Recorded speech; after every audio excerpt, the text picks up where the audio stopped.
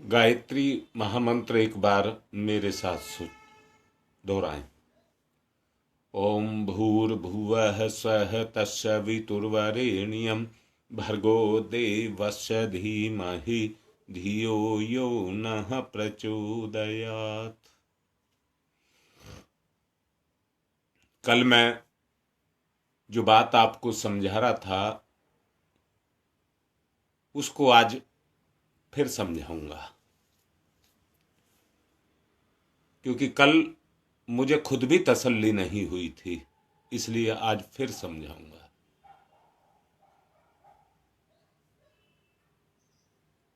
मैंने पिछले दिनों आपको बताया था, पानी में पानी मिलता है तो मात्रा बढ़ती है, गुणवत्ता पर कोई अंतर नहीं आता।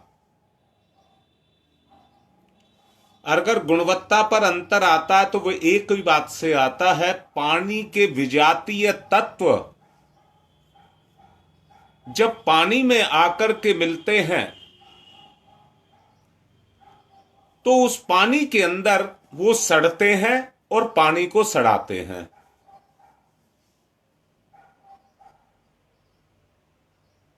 बोलो, इतनी बात ठीक समझ आ रही है? आप चैतन्य हैं। अगर आप में चेतना आकर के समाए तो आपकी व्यापकता बढ़ेगी। व्यापकता शब्द लगाया है, यहां मात्रा नहीं लगाया है। आप व्यापक हो जाएंगे। परमात्मा कैसा है? व्यापक। हम अणु हैं, वो विभू है। हम लघु हैं, वो महान है। हम भक्त हैं, वो भगवान है। अब दोबारा बोलता हूं बेटा, 5 तत्व का बना हुआ शरीर है। अगर इनका संतुलन ठीक होगा तो यह स्वस्थ होगा। जितनी मात्रा में पृथ्वी, वायु, जल, आकाश, अग्नि ये चाहिए, अगर उनकी मात्रा का संतुलन बराबर रहेगा तो इसी को कहते हैं प्राकृतिक संतुलन।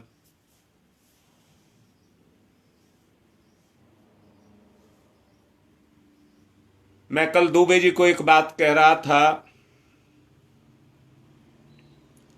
हमारा सब कुछ चला जाए, हम अपने तन की आवश्यकताओं को भी पूर्ण ना कर पाएं, कोई दिक्कत नहीं है। बस इतना रहे कि जिंदा रहें, परंतु चेतना में कोई विकार ना आ पाए। चेतना चेतना के साथ जुड़ी रहे। अब यहां कुछ विशेष शब्द बोलने जा रहा हूं, जरा उनको ध्यान से सुनना। यही अग्नि परीक्षा है। यही अग्नि परीक्षा है कि हम हर स्थिति में चेतना चेतना का साथ दे। लाभ में, फायदे में, मौज मस्ती में तो साथ भोगी, विलासी, पाखंडी वो देते हैं, परंतु अपना वो है जो कमी में साथ दे। चाहे तन की हो, चाहे मन की हो, चाहे धन की हो, किसी भी तरह की कमी क्यों ना हो, उसमें साथ को निभाए तो समझ लीजिए वही सच्चा साथी है। वही सच्चा साथी है। रीता बेटा, मैंने भगवान तो नहीं देखा, पर मैंने रीता को देखा है। मैंने भगवान को नहीं देखा, पर मैंने रीता को देखा है। जो ये दोनों आत्माओं के बीच में, बेटा जो बात बोल रहा हूं, दोनों आत्माओं के बीच में जो लगाव है, जो मैंने अभी कहा है, बेटा इस बात को कान खोल करके सुन लेना। चेतना में चेतना ही मिले, अगर उसके अलावा कोई चीज मिली तो वो सड़ा देगी। अगर समझ ना आई हो मेरी बात तो दोहराओ बेटा, फिर से बोलो।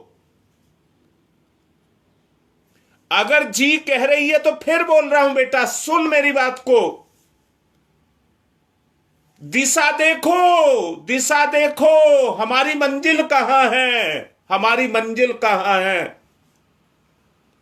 आओ मिलकर के चलेंगे अपने रास्ते पर। मिलेंगे तो कारवां बनेगा, मिलेंगे तो कारवां बनेगा, काफिला बनेगा। फुदकते कुदकते मस्ती मारते, उमंग उत्साह ललक उसको मन में धारण करके अपनी जिंदगी को जी करके अंत में परमात्मा में समर्पित हो जाएं। जिस तरह से कल कल निनाद करती हुई गंगा अपने सागर में जाकर के मिल जाती है, जिससे उसकी उत्पत्ति होती है, इसी तरह से हम भी अपनी आराध्य सत्ता के साथ मिलकर के, क्या बेटा मिलकर के, बहुत अच्छे से समझ लेना, मिलने से मतलब है मेरे से मेरी आराध्य सत्ता क्या चाहती है, मेरे से मेरी आराध्य सत्ता क्या चाहती है, ये हमारी दिशा धारा है। बन ही नहीं सकता इसके बगैर। एक बूंद एक जरा सी भी गति नहीं कर सकती, जहां पड़ी है वहीं सड़ खत्म हो जाएगी। धरती हवा गर्मी उसको पी जाएगी, वो चलेगी नहीं, चलेगी नहीं। और बूंद से बूंद मिलती है तो नदी नहीं सागर भी बनता है।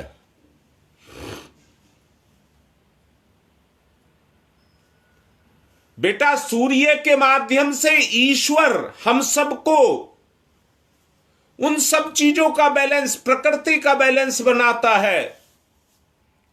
सागर को तपा करके बादल बना करके बरसात करता है। पेड़ पौधे वनस्पतियों पर अपनी धूप को डाल करके उनको भोजन, अपने रस को जो धरती से सूरज से मिलता है, दोनों को मिलाकर के रस बनाता है। उसी से वो फलते फूलते बढ़ते चढ़ते चले जाते हैं। प्रकृति के नियम सबके लिए एक से हैं, तरीके अलग अलग हैं। इंसान की जितनी पात्रता है उसे अपनी उतने में रहना है। गधा घोड़ा कुत्ता बिल्ली, इनकी जिनकी पात्रता उन्हें अपनी पात्रता में रहना है। ईश्वर ने अपनी सारी खूबियां बेटा मेरे अंदर निहित करके रखी हैं। जानते हैं बेटा दुनिया का सबसे बड़ा पाप क्या है? लिखो, दुनिया का सबसे बड़ा पाप, चलो मैं ही बता रहा हूं, अपने आप को ना पहचानना। अपने आप को ना पहचानना ही दुनिया का सबसे बड़ा पाप है। और इसी के कारण हम संसार में पाप करते हैं।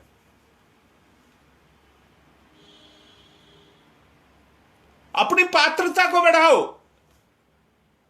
सब कुछ आपके अंदर है, वो खुलता जाएगा, वो तिजोरी खुलती जाएंगी, वो तिजोरी खुलती जाएंगी। सब कुछ आपके अंदर है।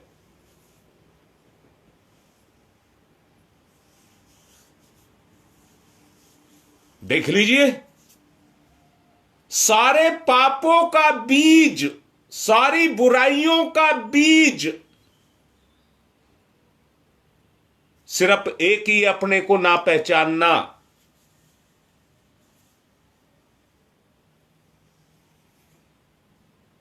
बस बेटा, अगर ललिता ये तुमने जो लिखा है, अगर हमने अपने आप को पहचान लिया तो ना तू औरत है ना मैं आदमी हूं। ये भेद तो पाप के कारण है बेटा। इस दुनिया में कोई भेद नहीं है। अब मैं फिर से कह रहा हूं, ललिता बेटा लिख, तेरा बच्चा तुझसे जो चाहता है वो उसको देती है या उसका उल्टा देती है? अपने बच्चे को सुख देती है या अपने बच्चे को दुख देती है?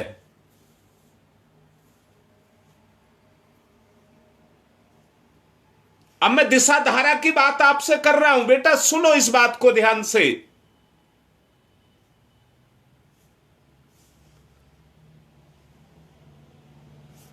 अगर बच्चे को दे जो मांग रहा है वो हमने दिया और उसके बाद दुख निकला तो आप नहीं देंगे?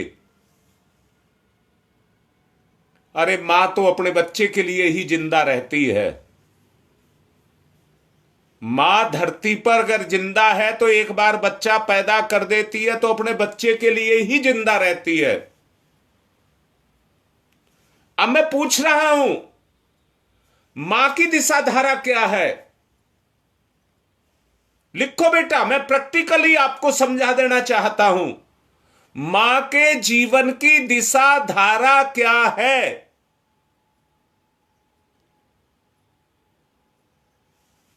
अपने बच्चों की पूर्ति करना, यानी कि बच्चे की जो इच्छा है और मां ने अपनी इच्छा उसमें मिला दी। यही प्रकृति का नियम है। प्रकृति वो नहीं देती हमको जो हम मांगते हैं।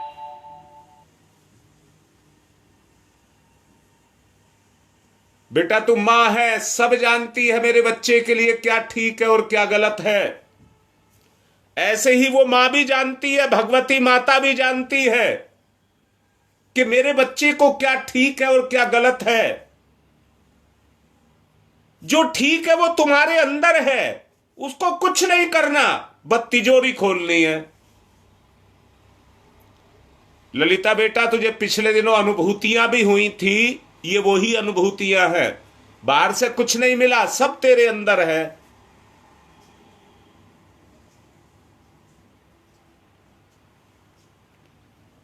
बेटा बस एक ही चीज है, अपनी अपनी इच्छा तो, अपनी अपनी जिद तो सब कर रहे हैं,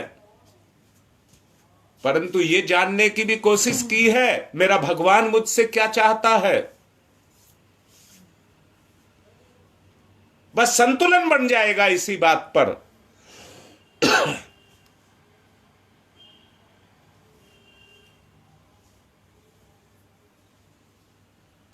बस यही अगर पा रही है तो समझ लेना बेटा, उतना ही तुम साथ, सत्य का साथ देने लग जाओगे, उतना ही तुम सत्य का साथ देने लग जाओगे जितना अपने आप। और सत्य का साथ से मतलब है उतनी ही पहचान, या कहिए आपके जीवन की दिशा धारा सत्य की तरफ हो जाएगी।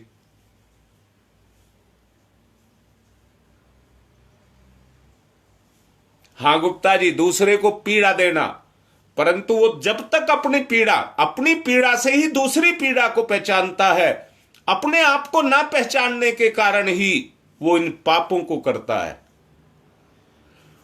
देखिए, सब जानते हैं कि गलत पाप है, परंतु जब करने का समय आता है तो उसकी जो आंतरिक बल है, जो भावनात्मक बल है, वो खत्म हो जाता है। स्वार्थ का, कहिए लोभ का, मोह का, काम का, ये उसके ऊपर काम करने लगते हैं और उनके काम करने के कारण वो उस पथ से उसको विचलित कर देते हैं और उसका पतन कर देते हैं, उसको अंदर से कमजोर कर देते हैं।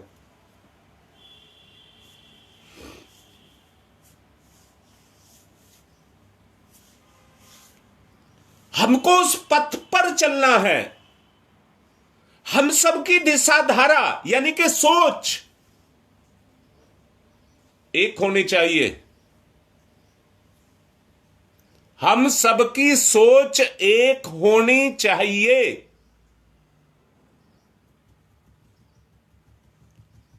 शक्ति नहीं बनेगी, नहीं तो बिखरे रहेंगे।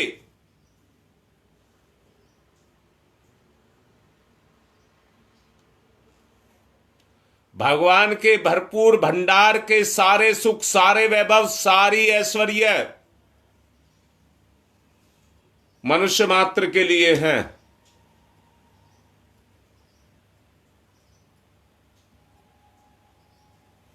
ललिता लिख रही है, बेटा क्या होनी चाहिए? पूछ अपने आप से, मेरा भगवान मुझसे क्या चाहता है वो होनी चाहिए। मेरा भगवान और मेरी आत्मा में कोई अंतर नहीं है। भगवान एक स्वरूप में है, आत्मा आत्मा चैतन्य में है। बस इतने को ही समझना है।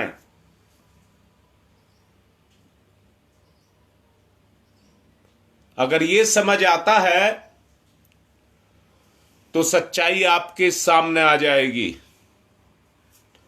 बेटा भगवान स्वयं भू है, वो पूर्ण काम है। परमात्मा को किसी की आवश्यकता नहीं है। बोलो गलत कह रहा हूं क्या? परमात्मा को किसी की आवश्यकता नहीं है। वो अपने आप अपने काम को अपने तरीके से कर रहा है, क्योंकि वो अपने अंदर, बेटा सोचिए, अगर भगवान में भी कमी आ गई होती तो भगवान भी हमारे जैसा हो जाता है। बेटा एक बात बताओ, अगर हम पिछले अपने अतीत में जाएं तो कहीं से तो हमने अपना स्तर गिराया ही होगा। नहीं तो आप तो परमात्मा के सदृश थे, तो कहीं से तो आपने उस अपने स्तर को गिराया होगा। और आज जो है उसमें आकर के बैठे हैं। अब आप एक बात देखिए ना, जन्म से और आज तक आप में कितने परिवर्तन आए हैं, इसको भी जरा ध्यान से देखिए। और इसमें भी यह देखना है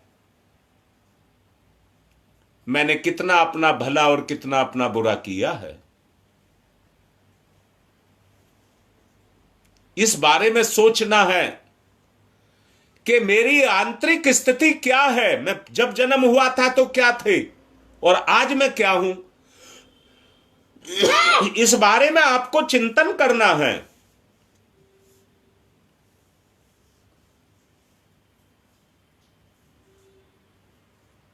सोचो, विचारो,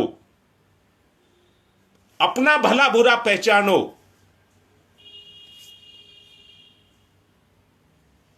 बेटा जो मैं विचार आपको देता हूं ये मेरा नहीं है, मेरे गुरु का है, आपके गुरु का है। हमें एक होना है तो अपने गुरु का साथ देना पड़ेगा।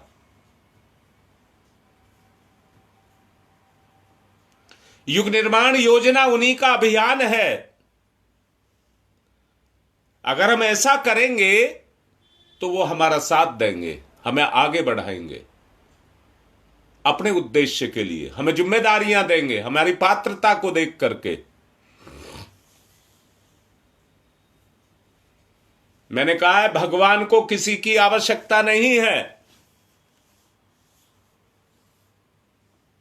जी यही मैं भी कह रहा हूं, यही गुप्ता जी मैं भी कह रहा हूं, उसके जैसे बनो।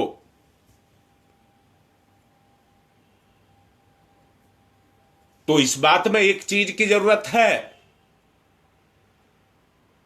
कि हम आपस में मिलकर के चलें, अच्छाई की तरफ चलें, मिलकर के चलें, अच्छाई की तरफ चलें।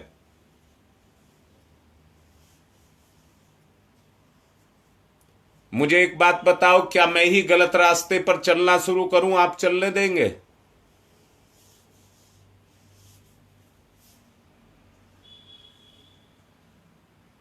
सोचिए।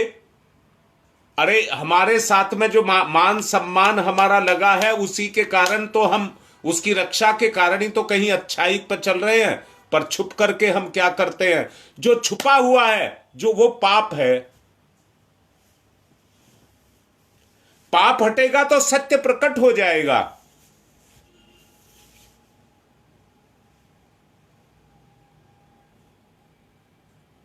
पहचानिए,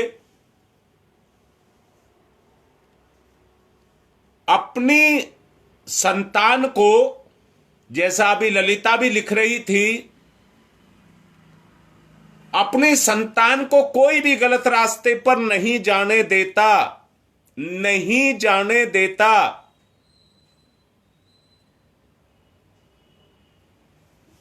बेटा बात तो नूतन तेरी ठीक है, और सब कुछ तुम्हारे साथ बंधा भी है, सब कुछ तुम में है, परंतु जब तक अपनी सत्य को नहीं जगाओगे, मैंने अभी कहा जब तक आप अपने आप को नहीं पहचानोगे, मैंने अभी तो लेट आई है बेटा, मैंने पहले बोला है, क्या बोला है? ये बोला है दुनिया का सबसे बड़ा पाप है अपने आप को ना पहचानना। जब आप अपने को पहचानेंगे तो आप इतने बड़े हैं, इतना वैभव, इतने साधन सुविधाएं संसार की सब आपके अधीन है।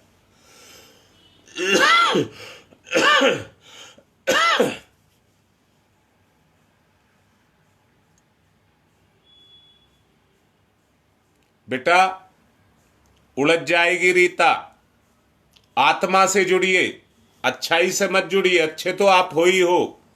मैंने पिछले बहुत पहले एक प्रवचन में बताया था, अगर गुड़ की 2 डली हो, 2 ढेले गुड़ के हों, उनसे कहा बत पूछिए कि तुम्हारा स्वाद कैसा है, चख के बताओ, तो उनको एक दूसरे में स्वाद नहीं आएगा।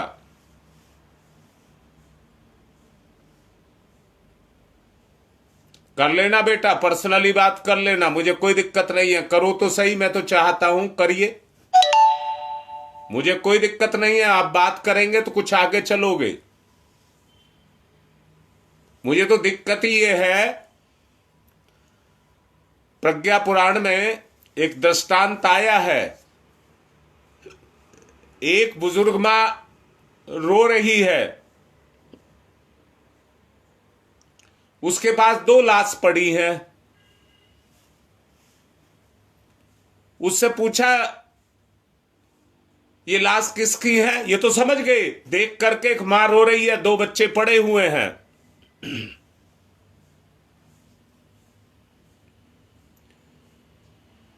तो वो कहने लगी कि ये दोनों मेरे बेटे हैं और दोनों मर गए, मैं इनके विलाप में रो रही हूं। उन्होंने कहा इनका नाम क्या है? उन्होंने उन दोनों का नाम बताया, एक का नाम बताया लोभ और दूसरे का नाम बताया मोह। क्योंकि दोनों इसको खा गए, ये दोनों को, इसको लोभ खा गया, इसको मोह खा गया और दोनों मर गए। अब मैं भी तुमसे कह रहा हूं बात करो, बात करने के लिए मैं तैयार हूं, बात करो जिसका मन करे, परंतु जिज्ञासा लेकर के अपने आप को जानने की, आत्मबोध की जिज्ञासा लेकर के मिलिए, बात करिए। अरे ईश्वर ने आपको इतना भरपूर भंडार दिया है। एक सेठ जी थे, उदाहरण के रूप में देख करके, मैं फिर ध्यान का समय निकला जा रहा है, 5 मिनट ज्यादा हो गए हैं। एक सेठ जी थे, उन्होंने सदाव्रत खुलवा दिया। सदाव्रत का मतलब है जिसको जो चाहिए अपनी आवश्यकता के अनुसार ले जाए। उसका एक बेटा भी था, जो उसके कारिंदे थे वो बांट रहे थे, जिसको जो चाहिए ले जाओ। उसका एक बेटा भी था, उसने कहा सारा माल बट रहा है, वो भी जाकर के लाइन में लग गया। बाप ऊपर से खिड़की से झांक करके देखता है कि उसका बेटा भी मांगने में लगा हुआ है। वो अपना माथा पीटता है, जो सबका मालिक है आज वो मांगने की लाइन में लगा हुआ है, भिखारी है। भगवान ने आपको सब कुछ दिया है, सब कुछ दिया है, आपको तो बांटने वाला बनाया है। भीख मांगने वाला नहीं बनाया। भगवान ने आपको मिमियाने के लिए, गिड़गिड़ाने के लिए, रेंगने के लिए नहीं बनाया है, बल्कि उसके भंडार को बांटने के लिए आपको बनाया है। जो उसके भंडार में है वो हमको बांटना है, इसलिए उसने हमको बनाया है। मेरा आपसे निवेदन है कि आप ऐसा करें, आप ऐसा करें, अपने आप को जागृत करिए, और जिनके पास नहीं है उनको दीजिए, उनको बांटिए। उनको बांटेंगे तो आपको बांटने का श्रेय मिलेगा, और श्रेय क्या मिलेगा? आपका लोभ मोह मिट जाएगा। अब ध्यान करें।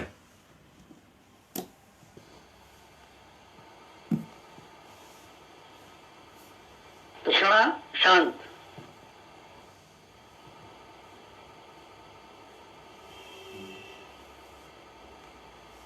अहंता शांत,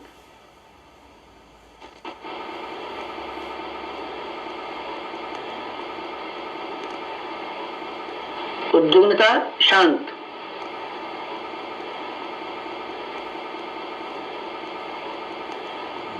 दिव्य दर्शन, प्रातः काल, पूर्व दिशा, स्वयं सूर्योदय,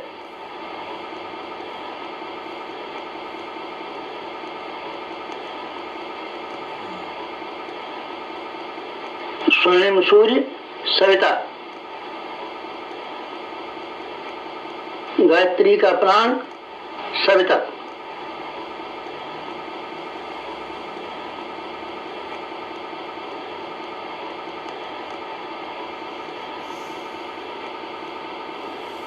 सविता इष्ट, लक्ष्य, उपास्य,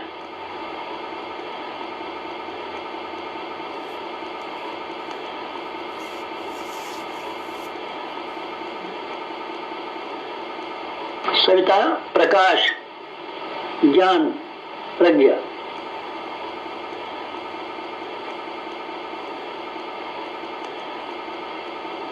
सविता अग्नि, ऊर्जा, ब्रह्म शक्ति,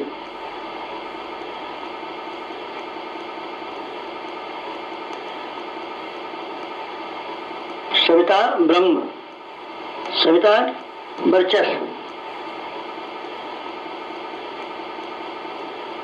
ब्रह्म वर्चस्व सविता,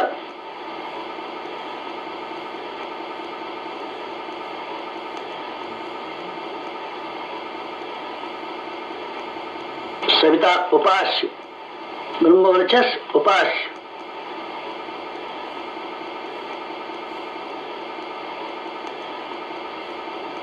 एकत्व अद्वैत, साधक का सविता को समर्पण,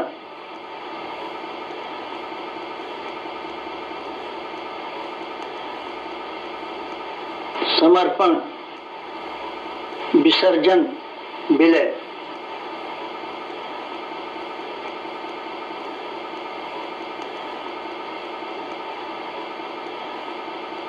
साधक सविता एक, भक्त भगवान एक, एकत्व अद्वैत।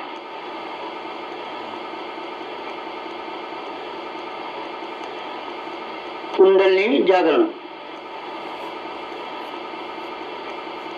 कुंडलिनी जीवनी शक्ति,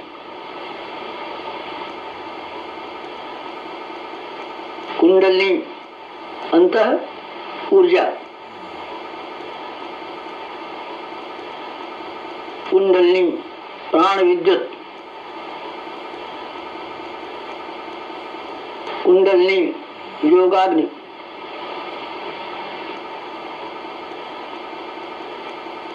कुंडलिनी ब्रह्म ज्योति,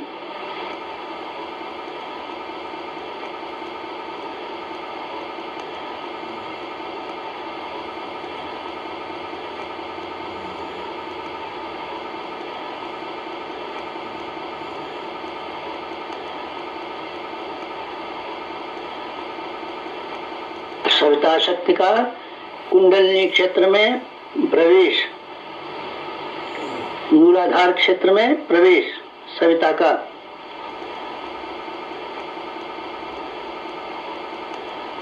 प्रथम चरण, कुंडलिनी जागरण का प्रथम चरण, मंथन। मंथन सविता सहयोग से शक्ति क्षेत्र का मंथन।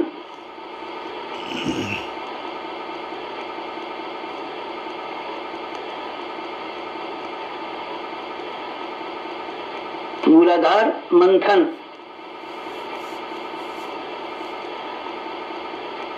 समुद्र मंथन, जीवन मंथन,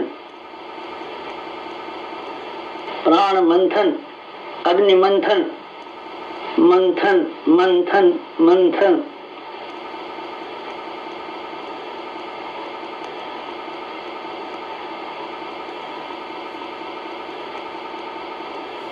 मंथन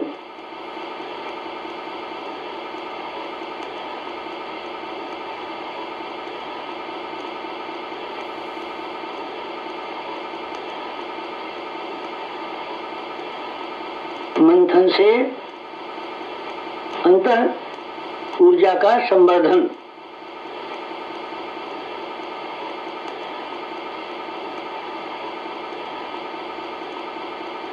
अग्निशिखा प्रज्वलन, जीवन ज्योत जागरण।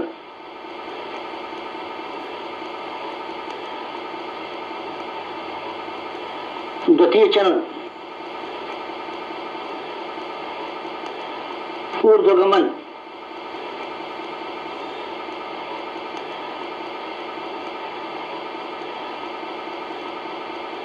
ऊर्ध्वगमन सविता सहयोग से जागृत शक्ति का ऊर्ध्वगमन।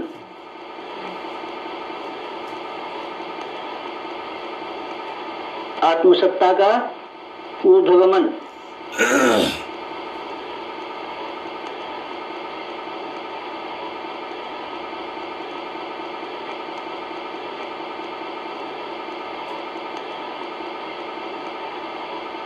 कुंडलिनी का ऊर्ध्वगमन।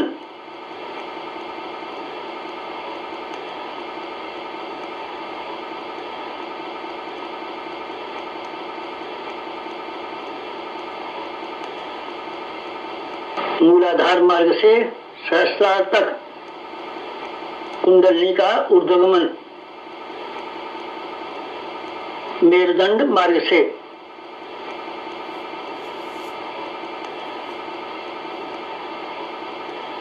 आत्मसत्ता का ऊर्ध्वगमन।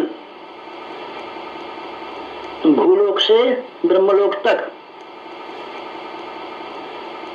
देवयान मार्ग। मूलाधार भूलोक, सहस्रार ब्रह्मलोक, मेरुदंड देवयान, कुंडलिनी आत्मशक्ति। जीवनी शक्ति का ऊर्ध्वगमन।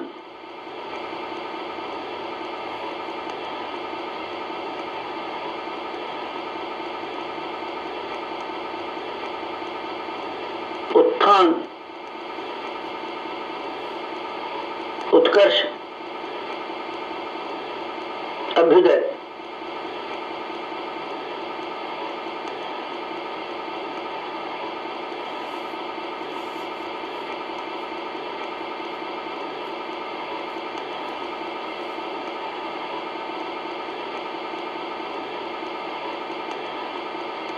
ऊर्ध्वगमन, कुंडलिनी जागरण।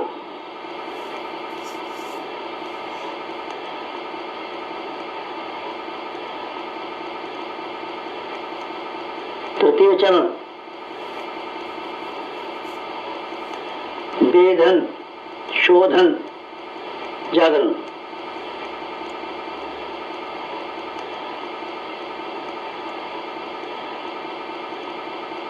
सविता सहयोग से षट चक्रों का वेधन।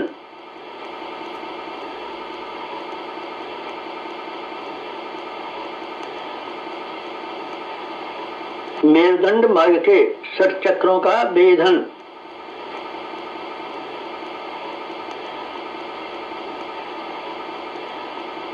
प्राण विद्युत से शक्ति स्रोतों का उत्खनन,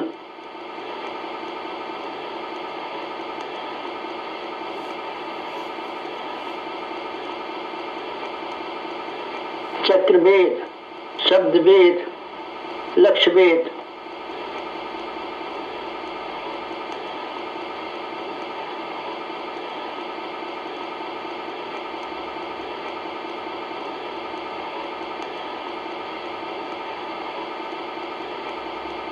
वेधन, शोधन, जागरण, 60 चक्रों का जागरण।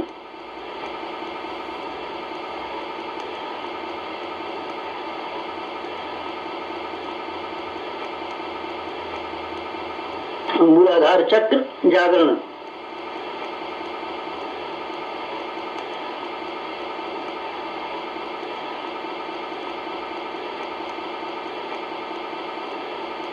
स्वाधिष्ठान चक्र जागरण,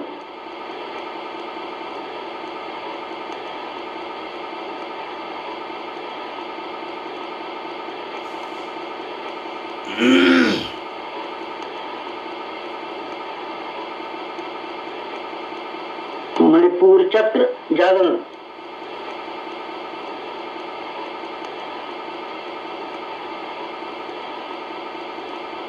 अनाहत चक्र जागरण,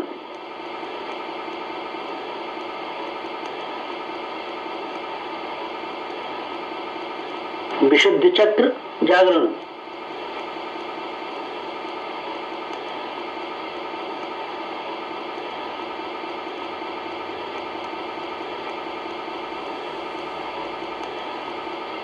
आज्ञा चक्र जागरण,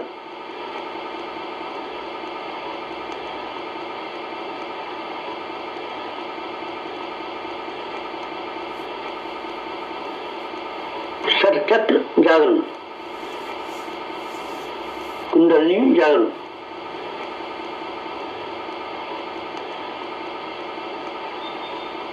चतुर्थ चरण,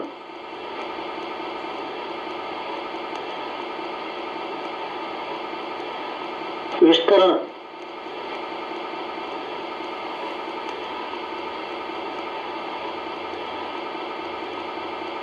सविता सहयोग से योगाग्नि का विस्तार,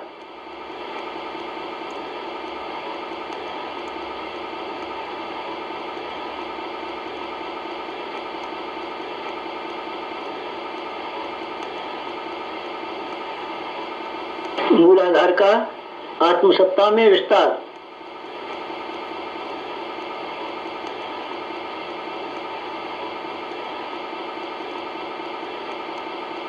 आत्मसत्ता का विश्व सत्ता में विस्तार, ब्रह्म सत्ता में विस्तार,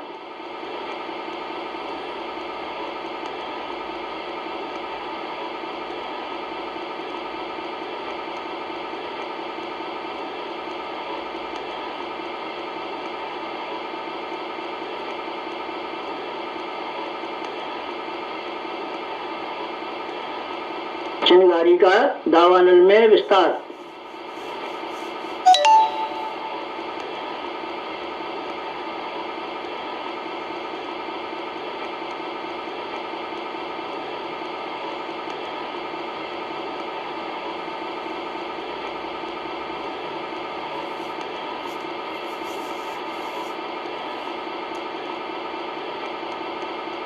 ज्योति का ज्वाला में विस्तार,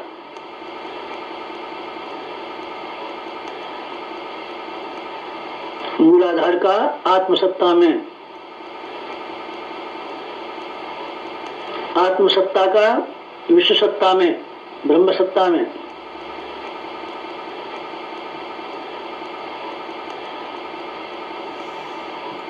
चिनगारी का दावानल में,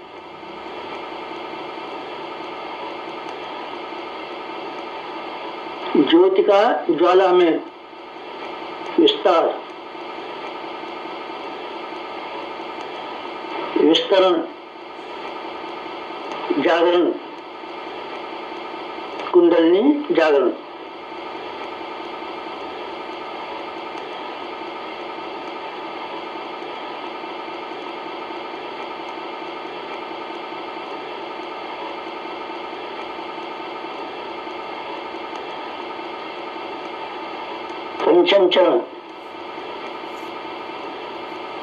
पंचम चरण कुंडलिनी का परिवर्तन।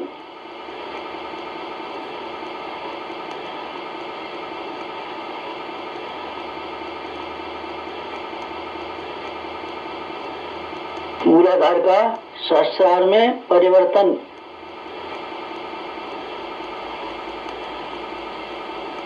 साधक का सविता में परिवर्तन।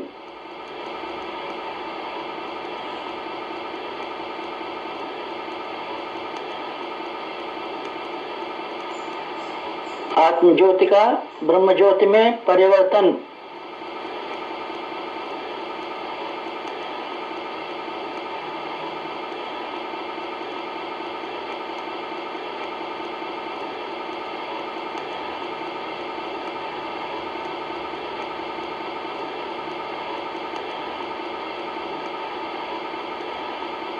क्षुद्रता का महानता में परिवर्तन।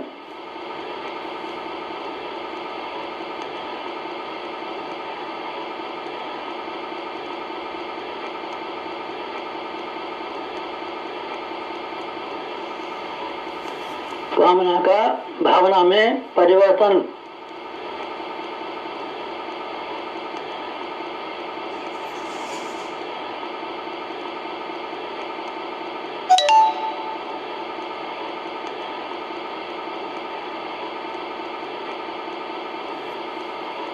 वियोग का संयोग में परिवर्तन।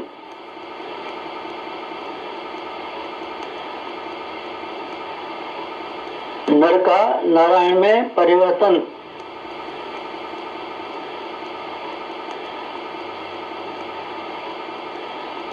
मूलाधार का सहस्रार में,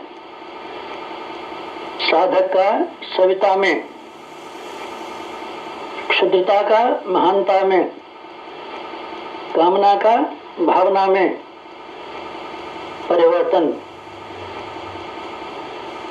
वियोग का संयोग में परिवर्तन। नर का नारायण में परिवर्तन।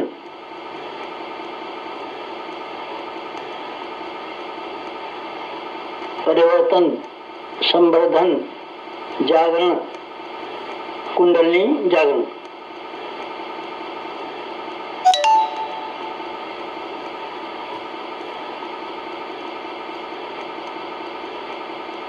मुक्त बंधन ईश्वर दर्शन।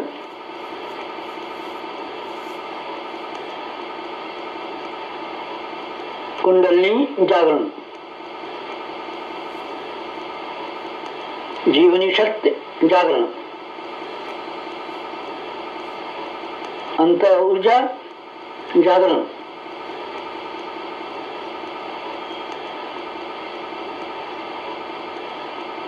प्राण विद्युत जागरण।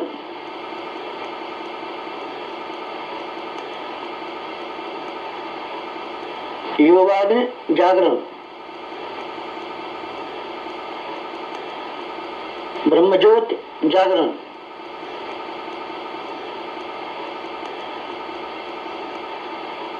कुंडलिनी जागरण।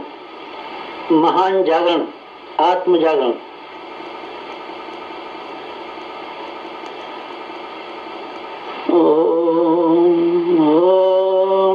तमसो मा ज्योतिर्गमय। तमसो मा ज्योतिर्गमय। तमसो मा ज्योतिर्गमय। असतो मा सद्गमय। असतो मा सद्गमय। असतो मा सद्गमय। ओम मृत्योर्मा मृतंगमय। मृत्योर्मा मृतंगमय। मृत्योर्मा मृतंगमय। तमसो मा तमसो मा तमसो मा ज्योतिर्गमय। ज्योतिर्गमय। ज्योतिर्गमय।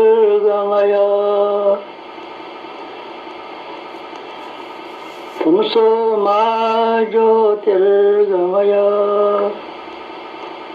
पंचोंकार, पंच कुंडली जागरण के 5 चरण। पंचोंकार।